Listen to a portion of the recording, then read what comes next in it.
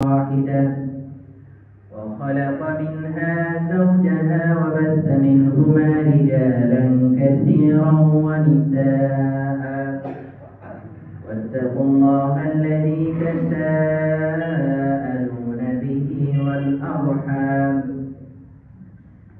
إن الله كان عليكم رقيبا يا أيها الذين آمنوا اتقوا الله وقولوا قولا سديدا يصلح لكم أعمالكم ويغفر لكم ذنوبكم ومن يطع الله ورسوله فقد فاز فوزا عظيما يا أيها الذين آمنوا اتقوا الله حق تقاته ولا تموتن إلا وأنتم مسلمون وبعد فأعوذ بالله من الشيطان الرجيم إياك نعبد وإياك نستعين اهدنا الصراط المستقيم صراط الذين أنعمت عليهم غير المغضوب عليهم ولا الضالين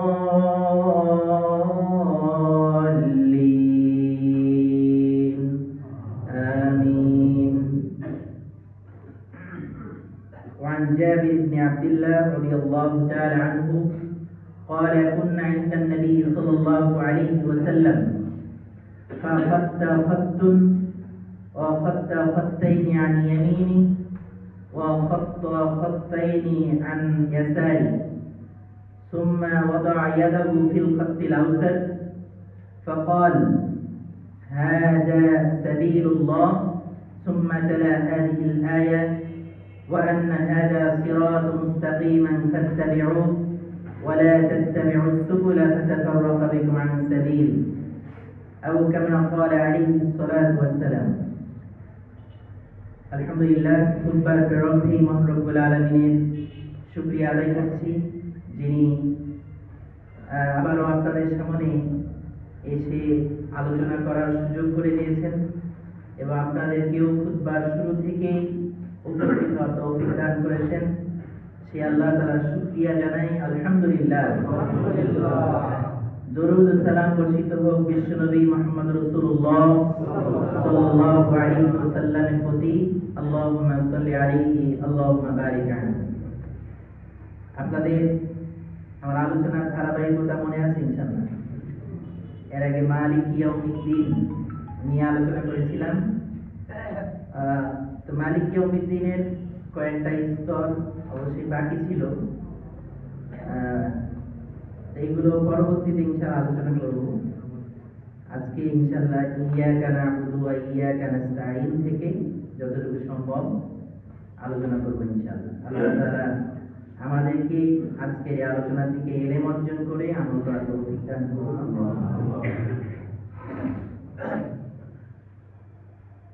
সূরাতুল ফাতিহা, সূরা ফাতিহা এই আয়াতটি অনেক গুরুত্বপূর্ণ একটি আয়াত। প্রথম দিনের আলোচনায় আপনাদেরকে অবশ্যই বলেছিলাম যে সূরা ফাতিহা মানে পুরা কোরআনের সারমর্ম। পুরা কোরআনে যা আছে সূরা ফাতিহায় কিভাবে আছে এটাও কিন্তু বের করে দেখিয়েছিলাম। মনে আছে কিনা? যারা ধারাবাহিকভাবে শুনেছেন তাদের হয়তো মনে আছে। ইয়্যাকা না'বুদু ওয়া ইয়্যাকা নাস্তাঈন, এটি 7টি আয়াতের মাঝের আয়াত। যদিও এখানে ইখতিলাফ আছে, অনেকে বিসমিল্লাহ সূরা ফাতিহার অংশ মনে করেন। দুটোরই কিন্তু দলিল আছে। আমরা আল্লাহ তাআলা বলেছেন আল্লাহু আ'লাম। বিসমিল্লাহ ছাড়া যদি আমরা ধরি তাহলে এটা মাঝের আয়াত, আর বিসমিল্লাহ সহ যদি ধরি তাহলে মাঝের নয়। এটি আলহামদুলিল্লাহি রাব্বিল আলামিন আর-রাহমানির রহিম মালিক ইয়াউমিদ্দিন, চতুর্থ আয়াত। এই মাঝের আয়াতে আল্লাহ তাআলা বলছেন ইয়্যাকা না'বুদু ওয়া ইয়্যাকা নাস্তাঈন, আমরা একমাত্র তোমার ইবাদত করি এবং তোমার কাছেই সাহায্য চাই। এটা সরল। এইখানে আল্লাহ তাআলা যে উত্তরটা দেন এটা আমাদের জানতে হবে। সূরা ফাতিহাতে আল্লাহ তাআলা আমাদের সাথে কথা বলেন, এই জন্য আল্লাহ তাআলা কি বলেন এটা না জানলে আমরা তো মজা পাবো না। মজা পাবো? আল্লাহ তাআলা কি উত্তর দেন? আল্লাহ তাআলা এখানে উত্তর দেন যে হাযা বাইনি ওয়া বাইনা আবদি ওয়া লিআবদি মা সাআল। দুইটা কথা বলেন, হাযা বাইনি ওয়া বাইনা আবদি, এটাই হচ্ছে আমার এবং আমার বান্দার মাঝে চুক্তি বা পার্থক্য। দুই নম্বর কথা হলো ওয়া লিআবদি মা সাআল, এখন আমার বান্দা যা চাইবে তাই পাবে। সুবহানাল্লাহ। আমার এবং আমার বান্দার মাঝে চুক্তি কি? আমার বান্দা একমাত্র আমার ইবাদত করবে আর আমি আমার বান্দাকে সাহায্য করব। সুবহানাল্লাহ। আমার বান্দা একমাত্র আমারই ইবাদত করবে আর আমার দায়িত্ব হলো আমার বান্দাকে আমি সাহায্য করব।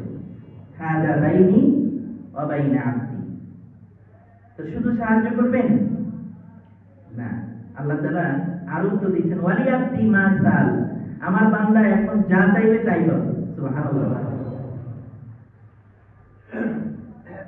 তাহলে যে সূরা ফাতিহা বলি না, যে সবচেয়ে বড় মোনাজাতের দোয়া হলো সূরা ফাতিহা। সূরা ফাতিহার উপরে কোনো মোনাজাত নাই।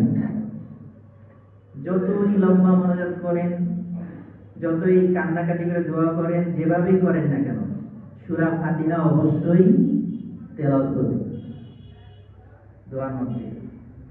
অন্ততপক্ষে এখানে তো বলবেন ইয়্যাকা না'বুদু ওয়া ইয়্যাকা নাস্তাঈন ইহদিনাস সিরাতাল মুস্তাকিম। যদি ইহদিনাস সিরাতাল মুস্তাকিম কবুল হয়ে যায় তাহলে আপনার দুনিয়া আখিরাত সব পেয়ে গেল। হাযা বাইনি ওয়া বাইনা আবদি ওয়া লিআবদি মা সাআল।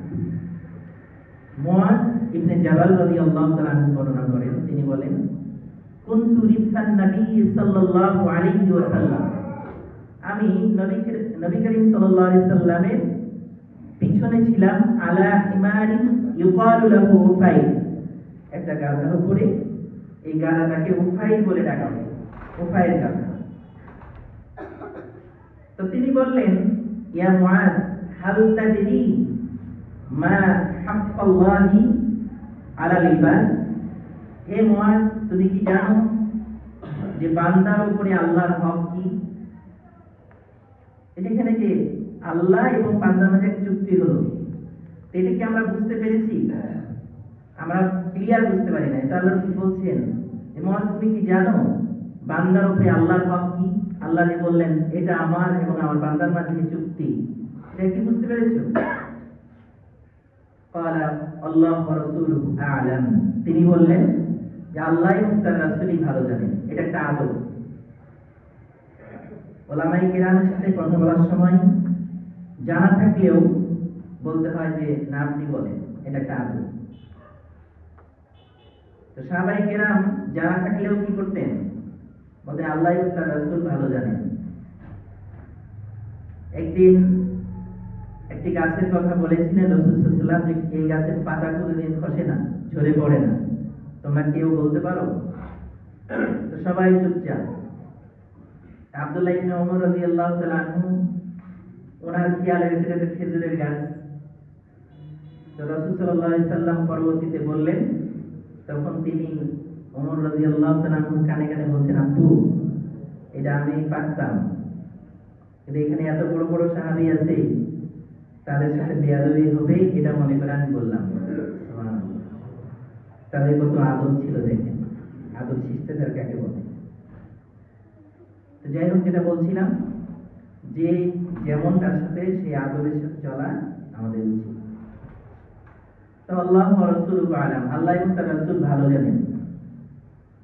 তো রাসূল সাল্লাল্লাহু আলাইহি ওয়াসাল্লাম বললেন ফাইন্না হাক্কাল্লাহি আলাল ইবাদ আন ইয়াবুদুহু ওয়া লা ইউশরিকু বিহি শাইআ, যে বান্দার উপরে আল্লাহর হক হলো, বা বলতে পারে বান্দার সাথে আল্লাহর চুক্তি হলো আইয়াবুদু, বান্দা একমাত্র তার ইবাদত করবে, ওয়ালা ইউশরিকু বিহি শাইআ, এবং তার সাথে কোনো কিছুকে শরীক করবে না। এটা বান্দার সাথে আল্লাহর চুক্তি। একটা হলো ইসবাতি আর একটা হলো নাফিয়া। একটা হ্যাঁ করতে হবে আর একটা হলো ছাড়তে হবে। এটা কি ছেড়ে দিতে হবে আর একটা করতে হবে, দুটাই কিন্তু ইবাদত। শুধু মনে করিয়েন না যে আমি তেলাওয়াত করলাম এটাই ইবাদত, সালাত আদায় করলাম এটাই ইবাদত। হ্যাঁ, করাগুলো শুধু ইবাদত না, ছেড়ে দেওয়াগুলো ইবাদত। এবং যেগুলো করতে হয় এগুলোর চাইতে ছেড়ে দেওয়াগুলোর ফজিলত বেশি, বুঝছেন? এই জন্য আল্লাহ ছাড়ার কথা আগে বলেছেন, ওমাইয়াকফুর বিত্তাগুত ওয়া ইউমিন বিল্লাহ, যারা তাগুতকে ছেড়ে দেয়, বর্জন করে, এরপরে ঈমান আনে, তাহলে ছেড়ে দেওয়ার কথা আগে। ঈমান আনার ক্ষেত্রে কি বলতে হবে? লা ইলাহা, আগে ছেড়ে দিতে হবে যে কোনো সত্য কোনো ইলাহ নেই, এটা সাক্ষী দিবেন আগে না, তারপরে একমাত্র আল্লাহ। তাহলে ছেড়ে দেওয়াগুলোর গুরুত্ব কি বেশি। আপনার আপনার আমল যদি বেশি থাকে আর শিরক থাকে, তাহলে সব আমল বাতিল হয়ে যাবে, নিশ্চিত জাহান্নামে যেতে হবে। কারণ আল্লাহ এটা ঘোষণা দিয়ে দিয়েছেন, শিরক করলে কোনো ক্ষমা নাই, তার স্থান জাহান্নাম। কিন্তু অন্য গুনার ক্ষেত্রে আল্লাহ চাইলে মাফ করে দেবে, যাকে চাইবেন মাফ করে দেবে।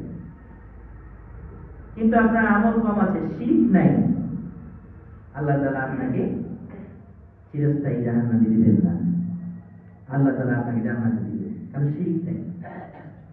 যে ব্যক্তি আমার কাছে আসবে, হাদিসে কুদসির মধ্যে আসছে যে আসমান এবং জমিন ভর্তি পাপ নিয়ে আমার কাছে আসবে, কিন্তু সে কি করবে না? শিরক করবে না। তা আমি আতাইতুহা মাগফিরা বিতুরাবিহা মাগফিরা, আমিও তার কাছে আসব আসমান জমিন ভর্তি ক্ষমা নিয়ে। কে বলছেন? আল্লাহ তাআলা হাদিসে কুদসির মধ্যে বলছেন। তাহলে বোঝা গেল শিরক যেটা ছেড়ে দেওয়া, এটা বেশি জটিল। এটা যেমন শাস্তিও জটিল, তেমন এটা ছাড়তে পারলে পুরস্কারও অনেক বড়। এবার আল্লাহ রাসূল সাল্লাল্লাহু আলাইহি ওয়াসাল্লাম বললেন, তাহলে আল্লাহর উপরে বান্দার হক কি? আল্লাহর হক হলো তার ইবাদত করব, তার সাথে শরীক করব না। তাহলে বান্দার হক কি আল্লাহ তাআলার নিকটে? রাসূল সাল্লাল্লাহু আলাইহি ওয়াসাল্লাম বললেন যে আল্লাহর নিকটে বান্দার হক হলো আল্লাহ ইউআযযিবা মান লা ইউশরিকা বিহি শাইআ। সুবহানাল্লাহ, যে তার সাথে কাউকে শরীক করবে না, আল্লাহ তাকে শাস্তি দেবেন না। এখানে দ্বিতীয় কথায় কিন্তু রাসূল সাল্লাল্লাহু আলাইহি ওয়াসাল্লাম এই কথা বলেননি যারা ইবাদত করবে আর শরীক করবে না, যারা ইবাদত করবে এবং শিরক করবে না তাদেরকে আল্লাহ শাস্তি দেবে না, এই কথা কিন্তু আল্লাহ বলেন। আল্লাহ কি বলেছেন? যে আল্লাহর সাথে শিরক করবে না তাকে আল্লাহ শাস্তি দিবেন না। তাহলে বোঝা যাচ্ছে আপনার আমলে যদি ঘাটতি থাকে আর শিরক না করেন, আল্লাহ তাআলা আপনাকে শাস্তি দিবেন না। এটা বোঝা যাচ্ছে না? তবে কিছু আমল আছে ওটা ছেড়ে দিলে শিরক হয়, এটা মনে রাখতে হবে। আজ থেকে আমার মনে করেন না তাহলে সালাত না আদায় করলে চলবে, এইটা না। কিছু আমল আছে না করলেও কি হয়? শিরক হয়। তার মধ্যে এক নম্বরে সালাত। সালাত ছেড়ে দেওয়া কিন্তু শিরক।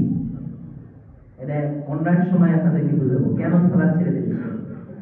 ইসলামের যে মূল স্তম্ভ আছে পাঁচটি, এই পাঁচটির যে কোনো একটা ছেড়ে দেওয়া কি শিরক, এটা অন্যদের আলোচনা করব।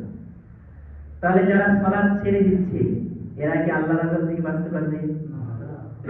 আল্লাহ বলেছেন যে যারা আল্লাহর সাথে শিরক করবে না, আল্লাহ তাকে শাস্তি দিবেন না। তাহলে শিরক করে অবশ্যই শাস্তি দিবেন, বাঁচার উপায় নাই।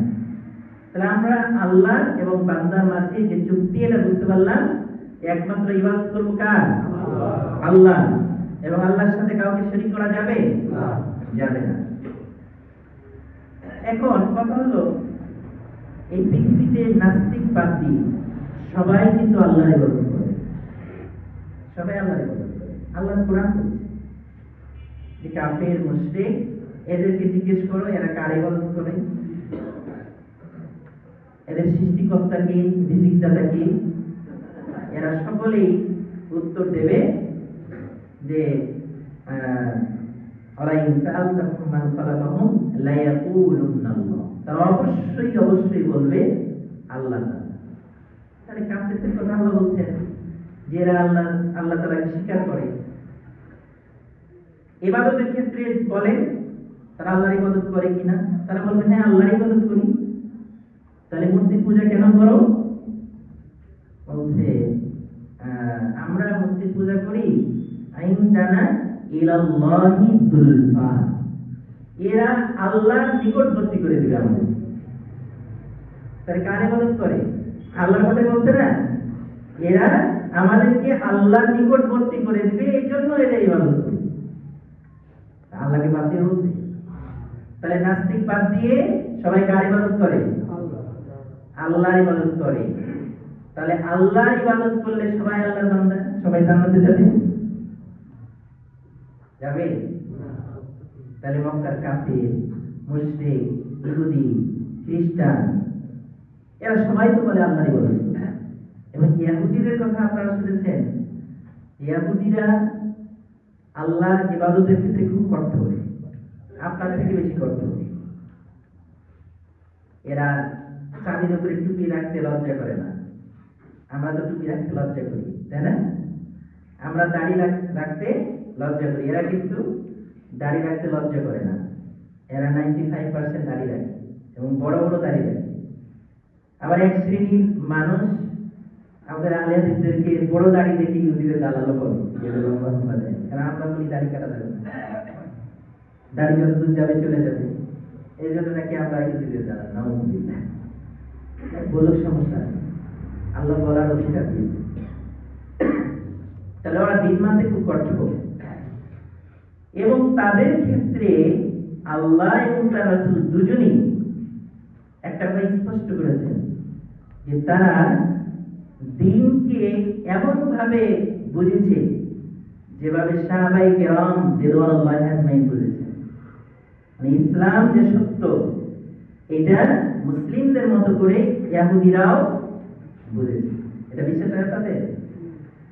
এবং আপনি আমি আমাদের নবীকে যতটা না চিনেছি তার থেকে তারা বেশি চিনেছে। সূরা বাকারার মধ্যে আছে ইয়ারিফুনাহু কামা ইয়ারিফুনা আবনাআহুম। আপনারা যেমন আপনাদের ছেলেদেরকে স্পষ্টভাবে চিনেন, আল্লাহ ছেলের কথা বলছে, তারা তাদের ছেলে মেয়েদেরকে যেভাবে চেনে সেইভাবে নবী সাল্লাল্লাহু আলাইহি সাল্লামকে চিনে জানে। সুবহানাল্লাহ। তাহলে ইহুদিরা আল্লাহ নবীকে চিনে না এটা না, ইহুদিরা আল্লাহর ইবাদত করে না এটা নয়, সবাই আল্লাহর ইবাদত করে। তাহলে তারা কেন জাহান্নামী? তারা কেন পথভ্রষ্ট? তারা কেন গায়রুল মাকতুব মালউন? তারা কেন দাল্লিন? এটাই হচ্ছে আজকের আলোচনার মূল অংশ। তো প্রথমে যেটা বলে দিই যে এরা প্রথম অংশ করে আইয়াবুদু, আল্লাহর ইবাদত করে, কিন্তু ওয়ালা ইউশরিকু বিহি শাইয়া, এটা করে না। এটা বুঝতে পেরেছেন? এটা এক নম্বর কথা। দুই নম্বর কথা হলো এরপরে আল্লাহ তাআলা কিভাবে ইবাদত করতে হবে এটা বলে দিয়েছেন, এটা তারা করে না। দুইটা কারণ। এক নম্বর কারণ কি? শিরক করে। বলেন এক নম্বর কারণ কি? শিরক করে। দুই নম্বর কারণ আল্লাহ যেভাবে করতে বলেছেন সেভাবে করে না। এই দুই কারণে তারা পথভ্রষ্ট, জাহান্নামী, মালউন, দাল্লিন। কথা বুঝতে পেরেছেন? এইটা যদি কেউ মুসলিম দাবি করে, দাবি করার পরেও সে যদি শিরক করে এবং নবী সাল্লাল্লাহু আলাইহি সাল্লাম যে পদ্ধতি দেখিয়ে দিয়েছেন এই পদ্ধতির বাইরে আমল করে, তাহলে তাদের সাথে মিলে যাবে। তখন মান তাশাব্বাহা বিকাওমিন ফাহুয়া মিনহুম, ওদিকে চলে যাবে। তাহলে কিভাবে আমল করতে হবে? যেভাবে আমল করতে হবে এটা আল্লাহ শিখিয়ে দিয়েছেন যে ওয়ালি আব্দি মা সাল, আমার বান্দা এখন যা চাইবে তাই পাবে। এবার আপনি কি চাইবেন? আমাকে যদি বলা হয় যে আপনি এখন যা চাইবেন তাই পাবেন, আমি বলবো আল্লাহ একটা বিশাল বড় বিল্ডিং দাও, তাই না? আমার ছেলে না একটা ছেলে দাও, হ্যাঁ, আমাকে রাষ্ট্রের প্রধান বানিয়ে দাও, মানে বড় বড় চাওয়া এগুলো চাইবে। কিন্তু আল্লাহ তাআলা এটা শিখাই দিলেন না। আল্লাহ শিখাই দিলেন যে বান্দা এইগুলো যদি চাও, আপনি যদি বলেন আমাকে ধন সম্পদ দাও, গাড়ি বাড়ি দাও, সন্তান সন্ততি দাও, তাহলে এগুলো শুধু চাইলে আল্লাহ দিবেন, আল্লাহ অবশ্যই দিবেন, কিন্তু এটা হবে ক্ষণস্থায়ী, এটা হবে ক্ষতিকর। যদি আপনি ইসলাম বাদ দিয়ে, দিন বাদ দিয়ে শুধু সম্পদ কামাই চেষ্টা করেন, তাহলে এটা ক্ষতিকর।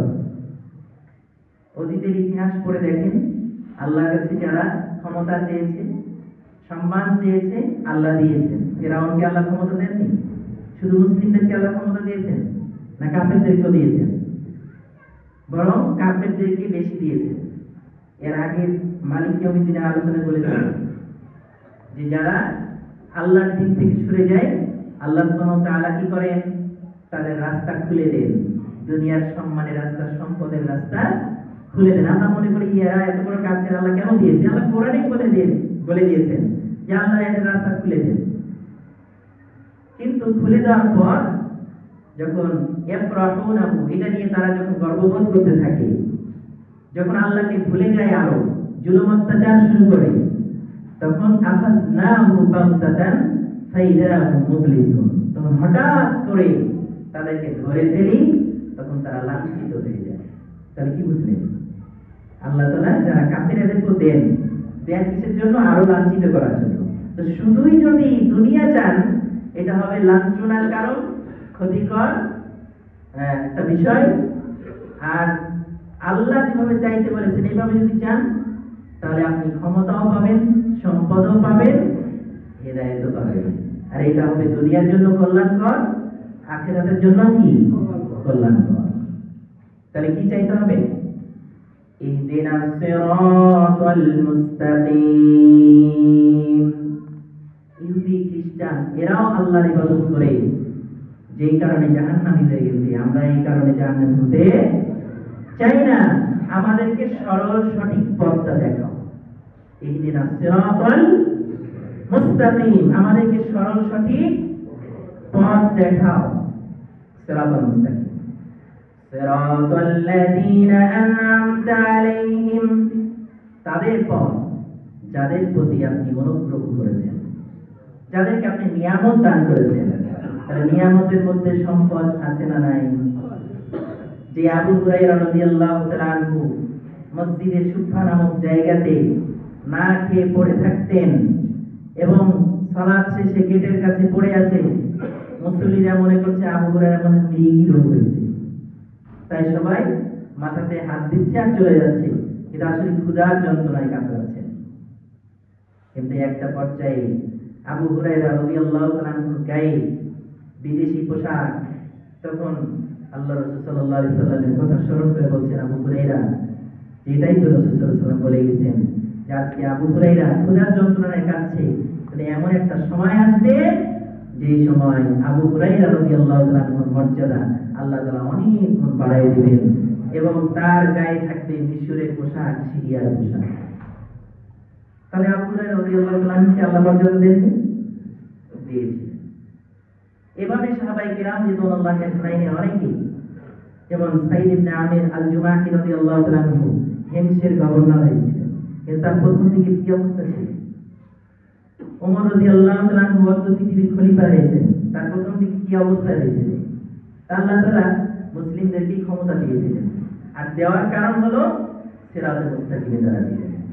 এই জন্য দিনের দিন ইসলামের দিকেই মানুষ ধাবিত হয়েছে এবং ইসলামের বিজয় হয়েছে, খেলাফত কায়েম হয়েছে। আপনি যদি মনে করেন যে এখন তো ইসলাম দিয়ে এইভাবে ইসলাম প্রতিষ্ঠা করা সম্ভব নয়, যেইভাবে আছে এইভাবেই ইসলাম প্রতিষ্ঠা করার চেষ্টা করব, তাহলে আপনি ব্যর্থ হবেন। এটা পদ্ধতি না। আল্লাহ তাআলা এই পদ্ধতির কথা বলেননি, ওটা ছেড়ে দিতে বলেছেন। কথা বলেছেন গায়রিল মাগদুবি আলাইহিম, তাদের পথ নয় যাদের প্রতি আপনি রাগান্বিত, যারা অভিশপ্ত এদের পথ নয়, ওয়ালা দাল্লিন, আর যারা পথভ্রষ্ট এদের পথ নয়। তাহলে এখানে তিনটা পথের কথা বলা হয়েছে। কয়টা পথ? তিনটা পথের কথা বলা হয়েছে। এক নাম্বার হলো সিরাতাল মুস্তাকিম, মুখস্থ রাখবেন কিন্তু, সিরাতাল মুস্তাকিম। দুই নাম্বার পথ হলো সিরাতাল মালউনিন বা তরিকাতুল মালউনিন। এটাকে আমরা সিরাত বলবো না, তরিকা বলবো। তরিকাতুল মালউনিন অর্থাৎ পথভ্রষ্ট, না সরি অভিশপ্তদের পথ। মালউন মানে কি? অভিশপ্ত। এবং তরিকাতুদ দাল্লিন আই তরিকাতুল জাহিলিন।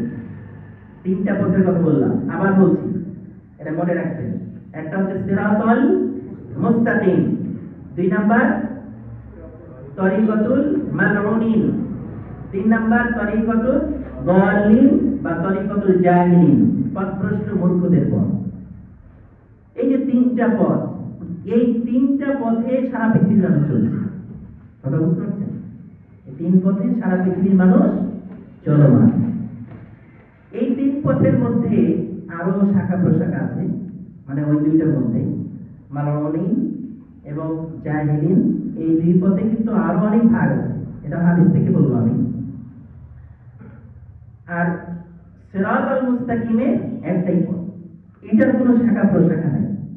যদিও আমাদের দেশের এক শ্রেণীর উলামায়ে কেরাম বলেন যে না, আরো অনেক পথ আছে, হ্যাঁ 360টা তরিকা আছে, ইত্যাদি ইত্যাদি। এটা ধোঁকা ছাড়া কিছু নয়। আপনারা এখন বর্তমান সময়ের মানুষ অনেক শিক্ষিত, চালাক, বুদ্ধিমান। এই ধরনের ভ্রান্তিকর কথাবার্তা শুনেই মানবেন না, অবশ্যই এটার প্রমাণ দেখবেন, নাহলে পরে পথভ্রষ্ট হয়ে যাবে। এবার এক নম্বর পথ নিয়ে আলোচনা করি। আমার কথা কি আপনারা বুঝতে পারছেন? এখনকার আবার শ্রোতারা আবার গরম আলোচনা পছন্দ করে। খুতবা দিতে গেলে বলে, সাহেব আপনি গরম গরম আলোচনা করেন না, আমি গরম আমি পারি না। খুব গরম আলোচনা করলাম, কিছুই বুঝলেন না, এটা তো লাভ নেই। কিছু শিখে, গরম আলোচনা পারি না তা না, হ্যাঁ সুর করেও আলোচনা করতে পারি আলহামদুলিল্লাহ, কণ্ঠ খারাপ নাই, এবং গরম করার জন্য যেটা লাগে সেটাও পারি, কিন্তু এটাতে মানুষের ফায়দা হয় না আমি মনে করি। যাই হোক, তিনটা পথ। এক নাম্বার পথ হলো সিরাতাল মুস্তাকিম, এটা আমাদের জন্য। সিরাতাল মুস্তাকিমটা কি? আল্লাহ শিখাই দিলেন। সিরাতাল মুস্তাকিম কি? সিরাতাল মুস্তাকিম হলো সিরাতাল লাযিনা আনআমতা আলাইহিম, যাদের প্রতি আল্লাহ অনুগ্রহ করেছেন, যাদেরকে আল্লাহ নিয়ামত দান করেছেন, এদের পথটা হলো সিরাতাল মুস্তাকিম। তাহলে কাদের প্রতি আল্লাহ অনুগ্রহ করেছেন, কাদের প্রতি আল্লাহ দয়া করেছেন, কাদেরকে আল্লাহ তাআলা নিয়ামত দান করেছেন, এটা তাহলে আমাদের কি কোরআন হাদিস থেকে বের করতে হবে, তাহলে আমরা পেয়ে যাব। এবার বের করছি, দেখেন, এর মধ্যে যদি 360 তরিকা থাকে তাহলে ঠিক আছে, এর মধ্যে যদি মাযহাব থাকে ঠিক আছে, এর মধ্যে যদি পীর সাহেব থাকে ঠিক আছে, এর মধ্যে যদি খানকা থাকে ঠিক আছে, আর এর মধ্যে যদি না থাকে তাহলে সিদ্ধান্ত আপনার, বলার দায়িত্ব আমার। কথা বুঝতে পেরেছেন? তাহলে আমরা বলি, আল্লাহ তাআলা কি বলছেন? যে আনআমতা আলাইহিম, এটা কারা? উলাইকাল্লাযীনা আনআমা আল্লাহু আলাইহিম, আল্লাহ যাদের প্রতি অনুগ্রহ করেছেন তারা হলো এরা। মিনান নাবিয়্যিন, নবীগণদের যেটা পথ। নবীদের মধ্যে 360 তরিকা ছিল, মাযহাব ছিল, খানকা ছিল, পীর ছিল, তাহলে বুঝে গেল নবীদের মধ্যে এগুলো নাই। এবার পরে আল্লাহ কি বলছেন? আর কাদের? সিদ্দিকিন, যারা সিদ্দিক ছিল, সত্যবাদী। আবু বকর রাদিয়াল্লাহু তাআলা আনহু, আবু বকর রাদিয়াল্লাহু তাআলা আনহু কোন পীরের মুরিদ ছিলেন? কোন খানকার মুরিদ ছিলেন? কোন মাযহাব মানতেন? কোন তরিকা মানতেন? আপনারাই বলেন, আমি বললে তো রাগ করবেন। কোন তরিকা মেনেছেন? আপনারা বলছেন না। আমি কিন্তু সিরাতুল মুস্তাকিমের যেটা সংজ্ঞা, এটা আমার থেকে দিচ্ছি না, আমি পুরা সিরাতুল মুস্তাকিম আপনাকে বোঝানোর চেষ্টা করব কোরআন এবং হাদিস থেকে। তা কোরআনের আয়াতটা আগে বলতেছি, নবীদের মধ্যে এটা ছিল না, তার মানে এটা নাই। সিদ্দিকিন যারা সত্যবাদী, আবু বকর রাদিয়াল্লাহু তাআলা সহ যার খলিফা আর অন্যান্য সাহাবীদের যেটা পাওয়া সিদ্দিকিন, এদের মধ্যেও ছিল না।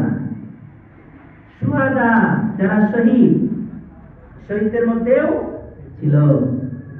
মুসআব ইবনে উমাইর রাদিয়াল্লাহু তাআলা মনে হয় কোন পীরের মুরিদ ছিলেন না? তাহলে অন্যান্য সাহাবী যারা শহীদ হয়েছেন, বদরের প্রান্তে যারা শহীদ হয়েছেন, ওহুদের প্রান্তে যারা শহীদ হয়েছেন, খাইবারে যারা শহীদ হয়েছেন, কোন শহীদদের কোন তরিকা ছিল না। তাদের তরিকা কি ছিল? তাদের ইমাম কি ছিল? মুহাম্মদুর রাসূলুল্লাহ সাল্লাল্লাহু আলাইহি ওয়াসাল্লাম তাদের ইমাম ছিলেন। তাদের তরিকা কি ছিল? মুহাম্মদুর রাসূলুল্লাহ সাল্লাল্লাহু আলাইহি ওয়াসাল্লাম। তাদের কিতাব ছিল কোরআন এবং মুহাম্মদ সাল্লাল্লাহু আলাইহি ওয়াসাল্লামের সুন্নাহ। তাহলে হাদিস ছিল না, কারণ তারা তো হাদিস রাসূলের কাছ থেকে পেতেন এবং তারা সংরক্ষণ করে রেখেছে। তা আল্লাহ এবং তার রাসূলের বাইরে কিছু ছিল না। ওয়াস-সালিহিন, এরপর 4 নম্বরে আল্লাহ তাআলা বলছেন সালিহিন, তার নেক বান্দাদের।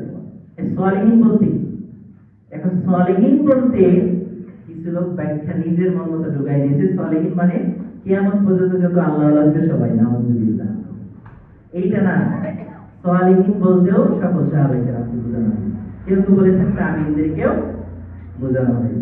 তবে সবচেয়ে গ্রহণযোগ্য মত হলো সাহাবায়ে-কেরামকে বোঝানো হয়েছে। তার কারণ কোরআন নাযিল হয়েছে কাদের উপরে? সাহাবায়ে-কেরামরা থাকা অবস্থায় নবী সাল্লাল্লাহু আলাইহি ওয়াসাল্লামের উপরে অবতীর্ণ হয়েছে।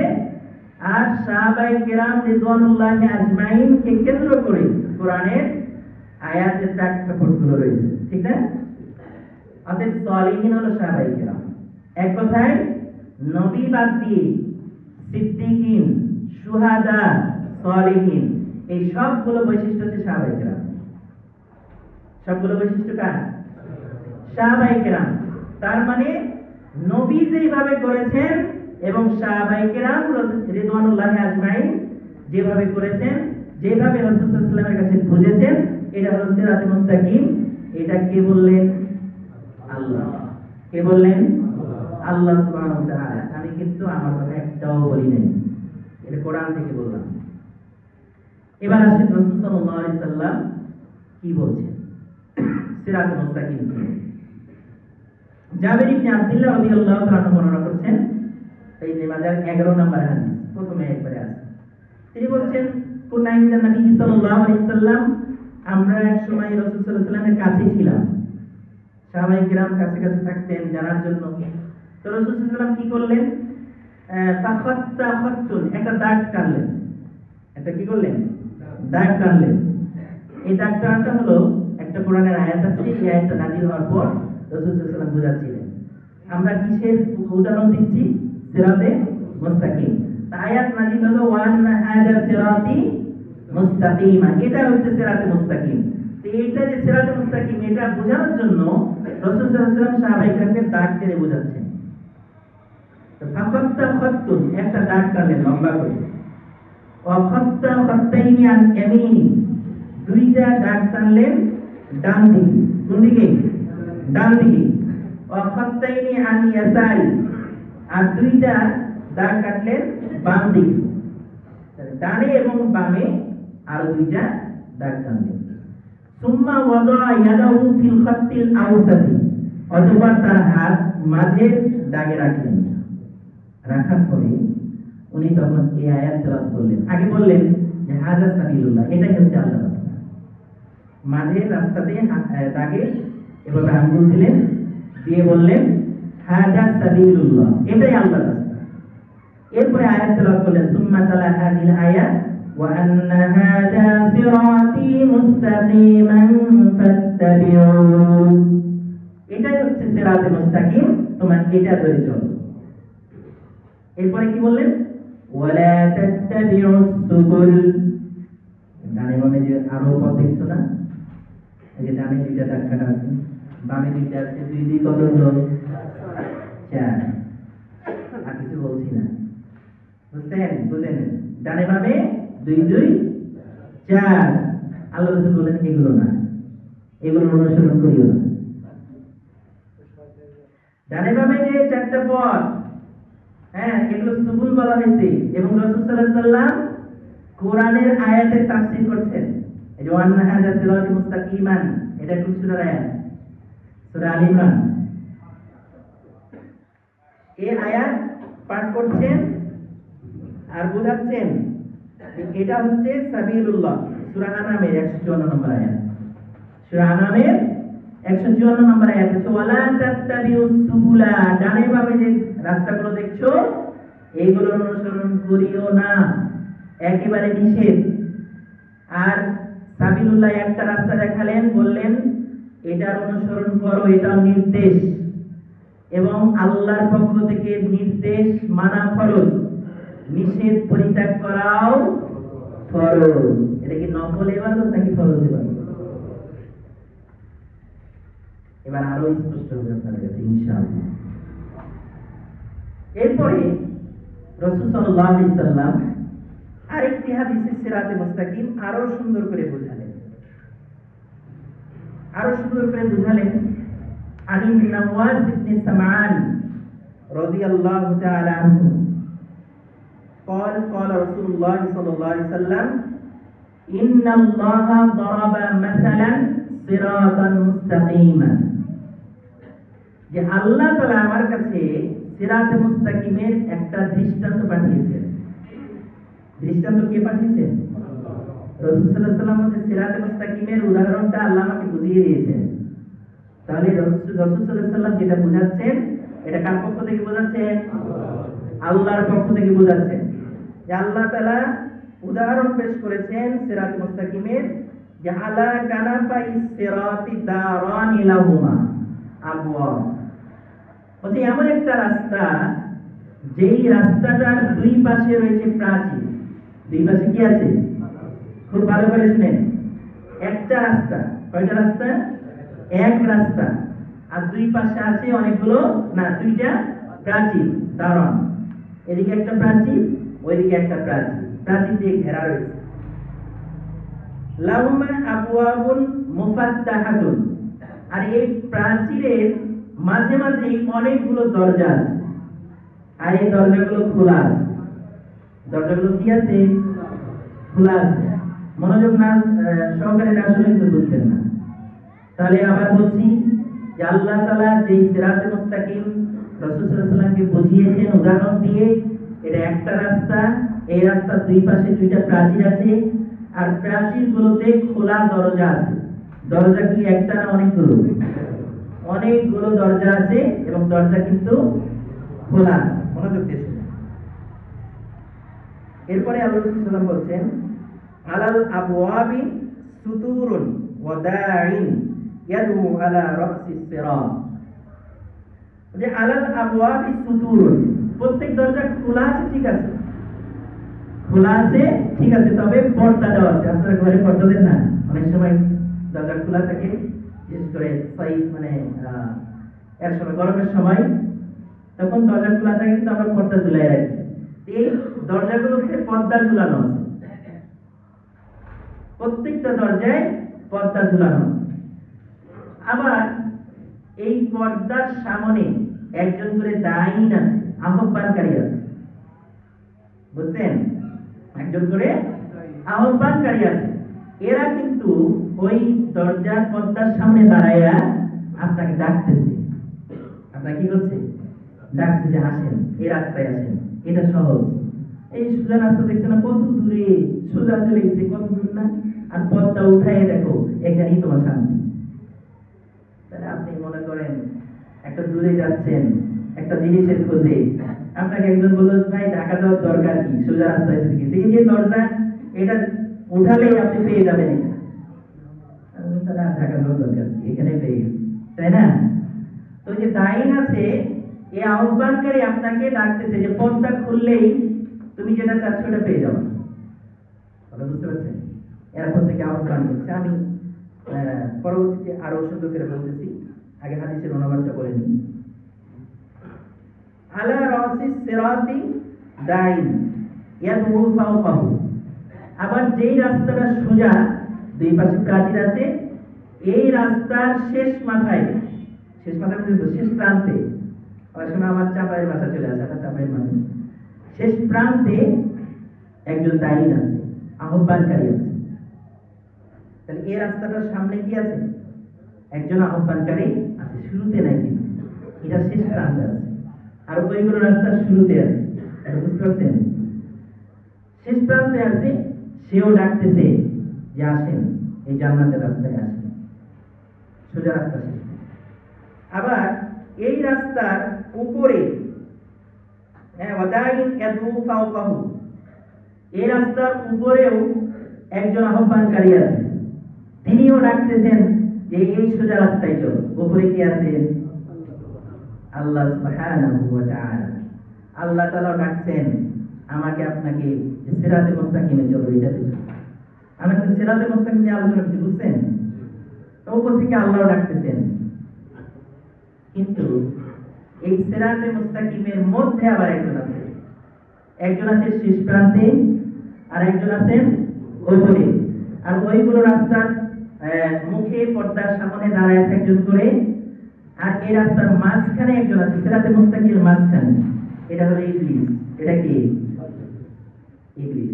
ও রাস্তার শেষ প্রান্তে যিনি আছেন, এটা কি? এটা বলা হয় আপনাদেরকে, এনারা হলেন ওয়াইজু রাব্বিহি, আল্লাহর পক্ষ থেকে যারা নবী এবং নবীদের ওয়ারিস হিসেবে এসেছে। এখন ওয়াইজ আমরা বলি না ওয়াজ মাহফিল, ওয়াজ মাহফিল মানে কি?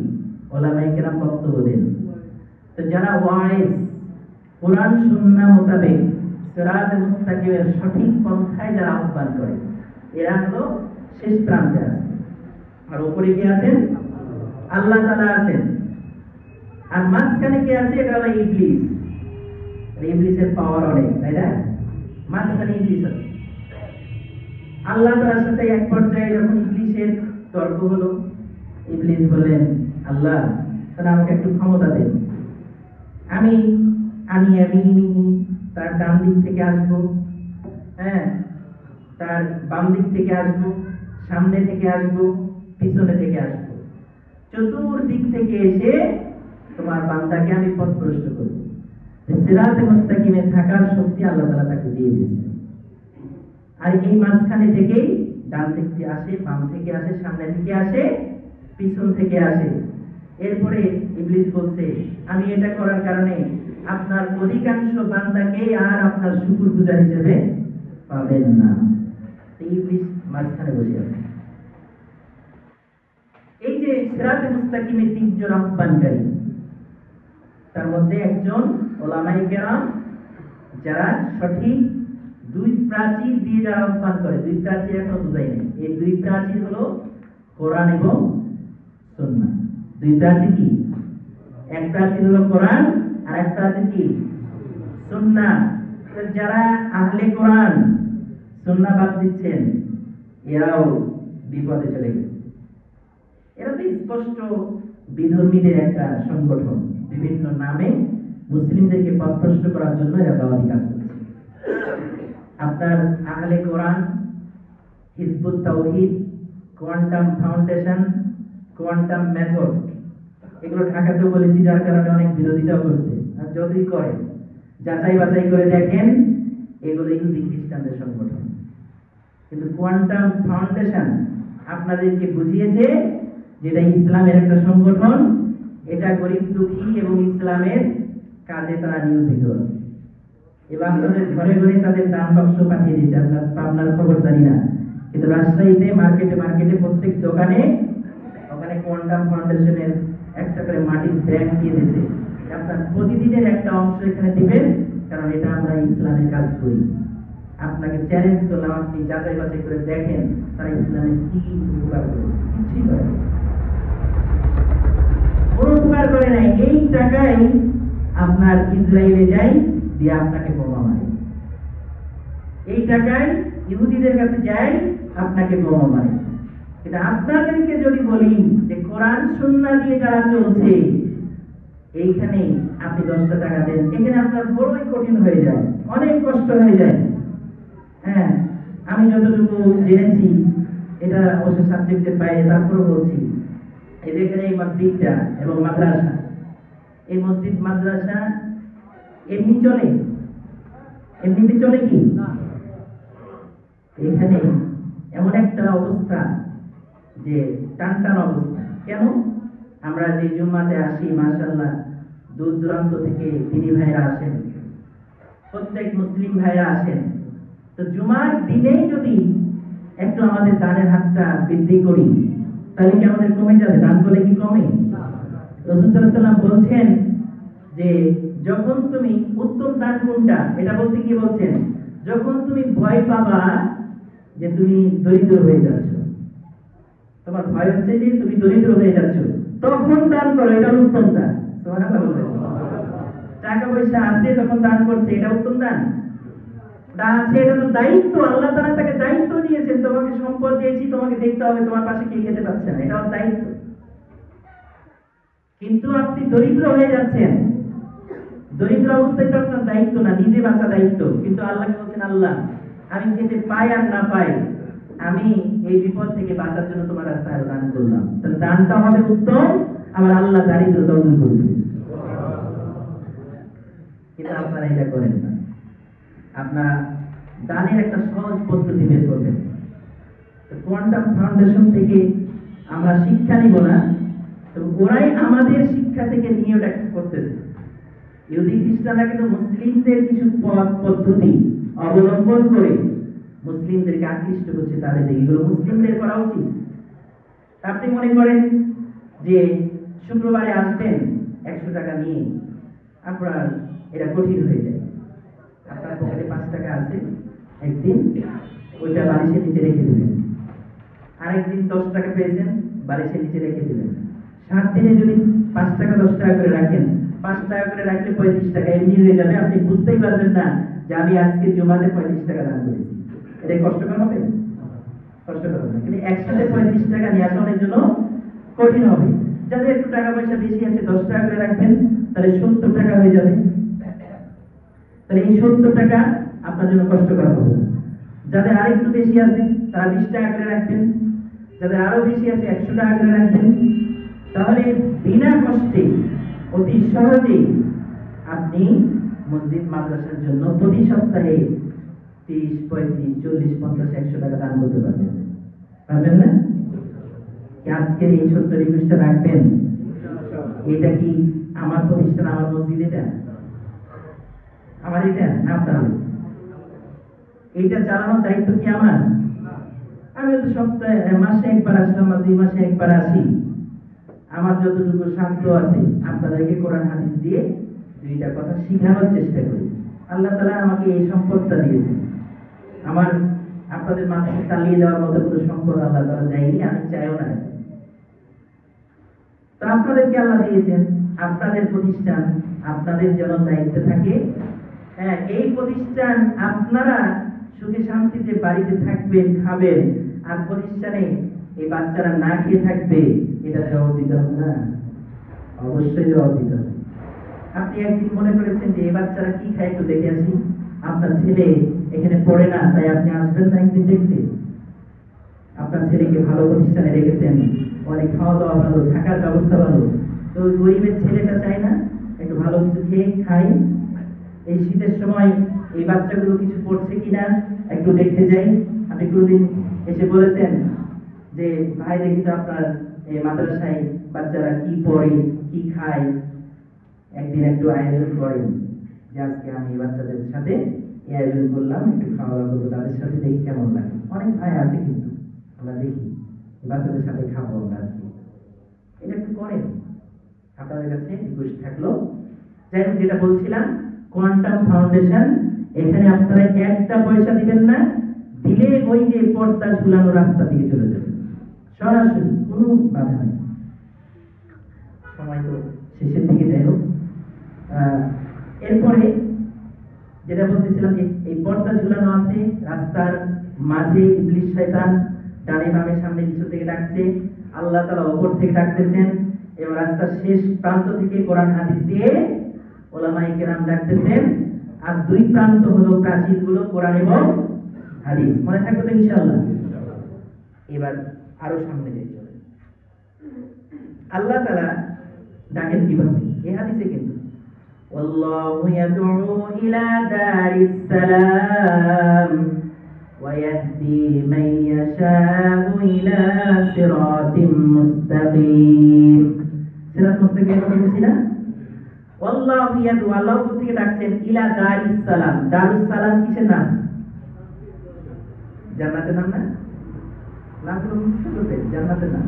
দারুস সালাম কিসের নাম? জান্নাতের নাম। আল্লাহ জান্নাতের দিকে ডাকছেন, আর যারা জান্নাতে যাওয়ার চেষ্টা করবে আল্লাহ তাআলা ইয়াহদি মান ইয়াশাউ ইলা সিরাতিল মুস্তাকিম, তার চেষ্টা করতে হবে। এই জন্য ইহদিনাস সিরাতাল মুস্তাকিম চাই আমরা, চাওয়াটা চেষ্টা না, চেষ্টার একটা অংশ। তা আপনি যদি চেষ্টা করেন আল্লাহ ইয়াহদি মান ইয়াশাউ ইলা সিরাতিল মুস্তাকিম, আপনাদের চলা সহজ করে দিবেন। শয়তান ডানে বামে সামনে পিছনে যেদিক থেকে ডাকুক না কেন, এই পর্দার সামনে থেকে ইবলিস যতই ডাকুক না কেন, এই পর্দার সামনে থেকে ডাকছে, এগুলো কিন্তু আসল ইবলিস না, এগুলো মানুষ ইবলিস। বুঝছেন? এগুলো মানুষ ইবলিস। তো বলবেন যে এটা আবার কোথা থেকে বললেন? আমি আগে বলেছি কোরআন হাদিসের বাইরে বলবো না। এবার মুসলিমের একটা হাদিস বলি। হুযায়ফা রাদিয়াল্লাহু তাআলা বলছেন, ইয়া রাসূলুল্লাহ, আমরা কুন্না ফি জাহিলিয়াতিন ওয়া শাররিন, আমরা তো জাহিলি যুগে অনেক খারাপ অবস্থায় ছিলাম, অনিষ্টতার মধ্যে ছিলাম। ফাজাআনাল্লাহু বিহাদাল খাইর, এরপরে আল্লাহ তাআলা আমাদেরকে কল্যাণ দান করেছেন। তো ফাহাল বা'দা যালিকাল খাইর মিন শার, এই কল্যাণের পরে কি আর কোনো ক্ষতি আসবে? এই হাদিসটা অনেক লম্বা, সময় নেই যেহেতু মূল অংশে আমি চলে যাই। আল্লাহ রাসূল বলেন হ্যাঁ আসবে। এরপরে কি আর কোনো অকল্যাণ আসবে? তিনি বললেন হ্যাঁ আসবে। তারপরে বলেন এরপরে কি আর কোনো কল্যাণ আসবে? তিনি বললেন যে হ্যাঁ এরপরে কল্যাণ আসবে, তবে সেখানে থাকবে দফান বা দুখান, দুটাই ভাবে পড়া যায়।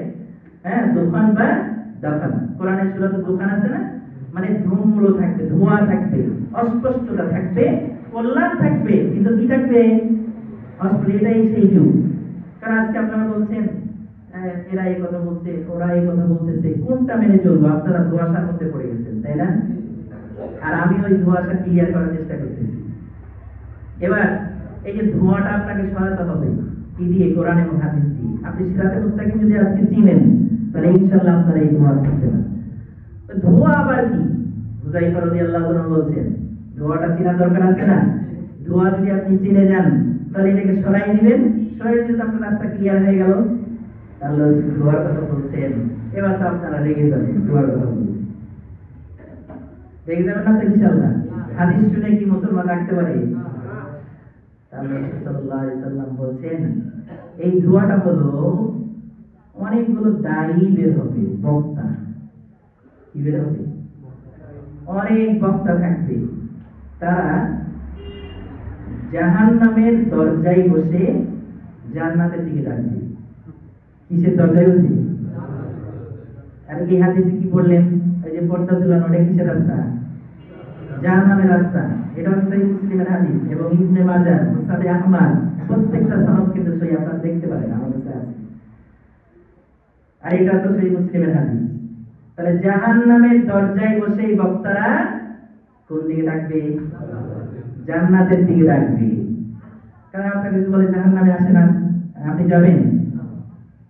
যাবেন না। তাই ওরা বলবে এটাই জান্নাতের পথ, পথটাকে সরাও, তাহলে তুমি সুখ শান্তি পেয়ে যাবে। তাহলে এখানে শান্তি আছে। আপনি বলে আসলে দেখি তো, এক ভাই বলতেছে আমাকে, মানে একটা উদাহরণ, হাদিস না, উদাহরণ দিচ্ছি। বলছি অমুক ব্যক্তি, তার ব্যবসায় উন্নতি ছিল না, কিন্তু অমুক পীরের মুরিদ হওয়ার পর থেকে ব্যবসায় এত ভালো হয়েছে, এখন 2-3টা বাড়ির মালিক। আর রিসেন্ট ওই ব্যক্তি এখন বিল্ডিং বিক্রি করে দিচ্ছে, আর থাকে না। তা আমি বলছি এখন কি করে মরে গেছে? মানে হঠাৎ করে পেয়ে গেছে, আর এটা তো পাবে যে আগে আয়াত বললাম একটা, আল্লাহ তাআলা রাস্তা খুলে দিবেন এই রাস্তায় গেলে, কিন্তু পরে আল্লাহ লাঞ্ছিত করবেন। তো পেয়ে গিয়ে মনে করে ঠিকই তো, পীরের মুরিদ হওয়ার পরে টাকা পয়সা পেয়ে গেলাম, আর অন্য লোকেরাও মনে করে এই ব্যক্তি তো পেয়ে গেছে, তাহলে আমরাও চলে যাই। এটা আপনাকে জাহান্নামে নিক্ষেপ করছে, আপনি কি চিন্তাও করেন? এখান থেকে জান্নাতের দিকে ডাকে। এবার আল্লাহ রাসূল সাল্লাল্লাহু আলাইহি ওয়াসাল্লাম কি বললেন? মান আজাবাহুম ইলাইহা ক্বাযাফুহু ফিহা, তাদের ডাকে যেই সাড়া দিবে তাকে জাহান্নামে নিক্ষেপ করেই ছাড়বে। তাদের ডাকে যে সাড়া দিবে তাকে কোথায় নিক্ষেপ করে ছাড়বে? ক্বাযাফুহু ফিহা, জাহান্নামে নিক্ষেপ করেই ছাড়বে। আশা করি সিরাতুল মুস্তাকিম চিনতে পেরেছেন। চিনতে পেরেছেন তো ইনশাআল্লাহ? সিরাতুল মুস্তাকিম কি? একটাই রাস্তা। সিরাতুল মুস্তাকিমের ডানে বামে কোনো রাস্তা নাই।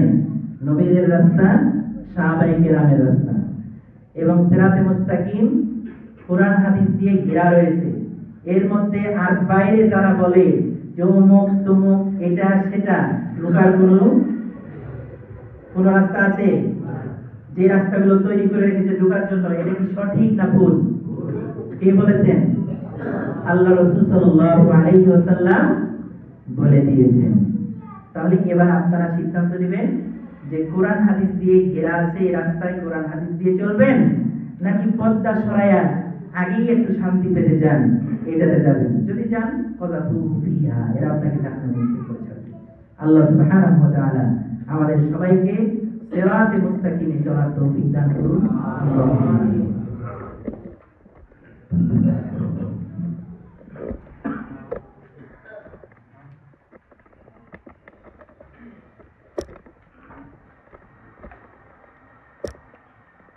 আলহামদুলিল্লাহ ওয়াসসালাতু ওয়াসসালামু আলা মান লা নাবিয়্যা বা'দা।